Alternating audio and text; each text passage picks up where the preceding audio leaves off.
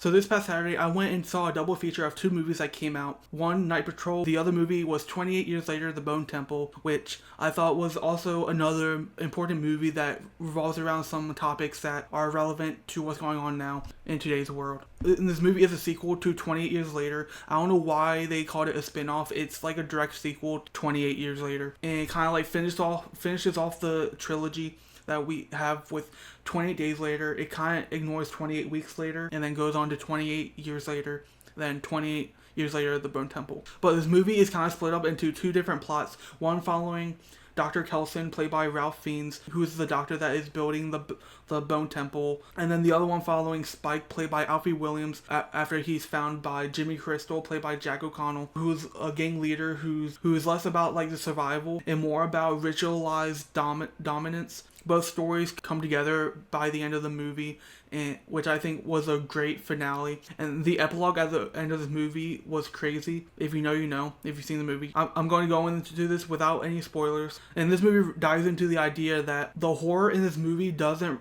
revolve around survival and like the infected anymore. It's more about horror is now deliberate, ritualized, and human made. And that's kind of what the Bone Temple represents. Ralph Fiennes' character, the doctor, he kind of says how more of like a graveyard. Like, that's how he says. It's I forgot the word they use, but it's kind of like a place where you go to mourn the dead and like kind of like a memorial. He used another word for it. And then Jimmy Crystal's crew, where he calls them the Seven Fingers, they're all Jimmys. His gang operates as like a religious order, like different ceremonies and that are designed to enforce loyalty and to make the other fingers, the people that follow him, believe the stuff that he's spewing to them.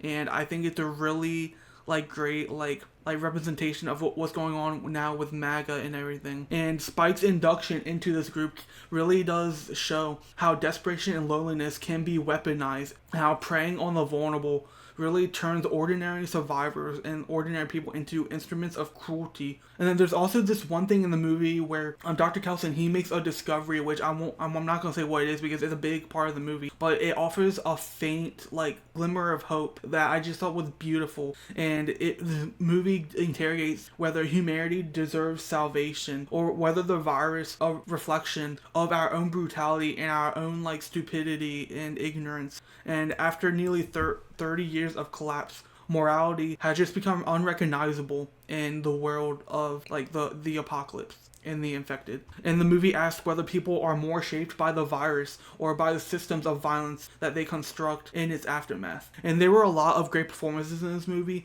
like Ralph Fiennes as Dr. Kelson, who delivers a performance of chilling restraint, where you can tell Dr. Kelson is haunted, but he's purposeful, where he like goes on with purpose, trying to still keep those principles of humanity, embodying that tension between intellect and despair. And then Jack O'Connell, I thought he was amazing in Sinners, but in this movie, I think he's even better in this movie, where Jack O'Connell thrives as the antagonist, blending charisma with this feral menace. And he's a man who thrives on psychological domination. And he's less of a villain, but more than like a prophet of cruelty. Then we have Alfie Williams, who I thought was amazing in the first 28 Years Later. But in this one, he brings like the same commitment where he anchors that emotional core since he's young. And his transformation from a naive survivor to conflicted participant in the group, in Jimmy's rituals, provides you with this lens of vulnerability and tragic inevitability where throughout the movie he's trying to escape, he's trying to get away from the group or find a way out,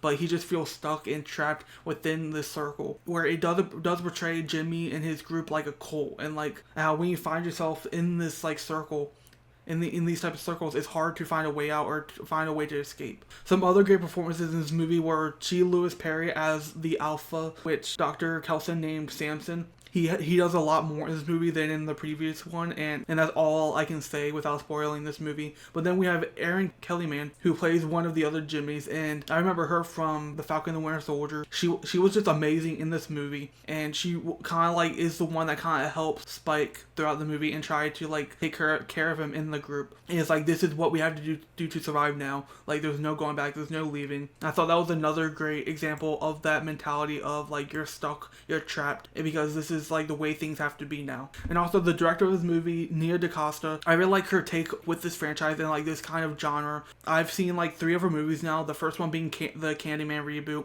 which Nia DaCosta, she's just been on a roll lately. Like Candyman was like the first film directed by a black woman to debut at number 1 on the US box office. Incredible. That was in 2021. Then 2023, the first black woman to direct a MCU like film, and then that movie was the highest grossing film for a black woman director. 28 years later, she's the first woman of color director to have 5 movies in an 8-year like span. I tried looking up if she's actually just the first woman, and I think she is. I could be wrong about that, but when I tried to do research on it, I think she is the first woman to ever have 5 movies, feature films, in 8 years. And I think that's just incredible. And I just really liked her take with this movie, how we have more like intimate character study rather than like just this broad survival narrative that we got with Alex Garland's take in 28 years later. And I also would like to say Danny Boyle might have started this franchise, but Nia DaCosta and Alex Garland, what they've done with it, I think is amazing.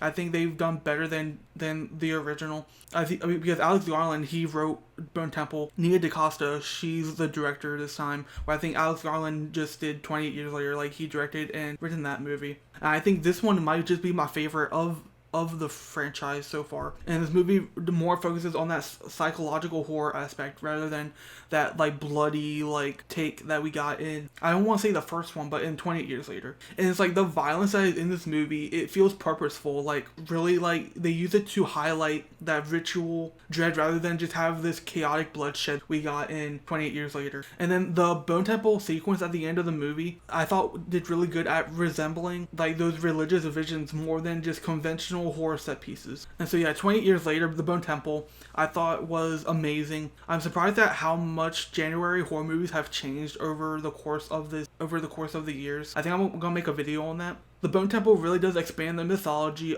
by shifting focus from viral horror to like human depravity. It is lean, atmospheric, and morally destructive, asking you whether humanity's survival is worth the cost of what we become in the process. And reframing the apocalypse not as a biological accident, but as a stage for human reinvention, but showing us that like we were the cause of like all of this, where cruelty, ritual, and power replace civilization. I actually gave it a 10 out of 10, A++. Let me know just about 28 years later, the Bone Temple down below. Did you enjoy it? I would like to hear your thoughts down below in the comments. And yeah, I think this weekend was a great like double feature of first Night Patrol with themes on like police brutality and like systemic racism, the predatory nature of like police and how they like to like prey on marginalized communities, and then this movie where it talks about fascism and that cult following. I just think it's a great double feature. If you haven't seen these movies, I recommend checking them out, and don't forget to like and follow.